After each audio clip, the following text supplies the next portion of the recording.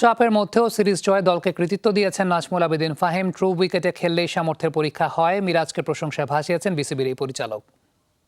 একটা সিরিজ আমরা জিতেছি, যেটা কিছুটা চাপে আমাদের থাকতে হয়েছিল, কারণ এই সিরিজ জেতা, ম্যাচ জেতার সাথে আমাদের সামনে বিশ্বকাপে যোগ্যতা অর্জনের ব্যাপার ছিল 50 ওভার্স ফর্ম্যাটে। তো এই র্যাঙ্কিংয়ের ব্যাপার স্যাপার নিয়ে আমরা কিছুটা চাপে ছিলাম, দল চাপে ছিল। তারপরে আমি বলবো যে খুব ভালো ক্রিকেট আমরা খেলেছি।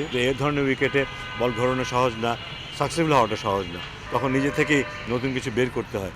আমরা দেখেছি মিরাজকে সেই চ্যালেঞ্জটা ফেস করতে, এবং মিরাজ নিজের বোলিং নিয়ে কিন্তু বেশ কিছু ধরে কাজ করছিল মুশতাকের সাথে, এবং তার রেজাল্টও আমরা দেখেছি। কিন্তু এই সিরিজে Miraz has been very economical, উইকেটে বেশ কিছু পেয়েছে, কিন্তু মিডল ওভারগুলোতে সে খুবই ইকোনমিক্যাল ছিল।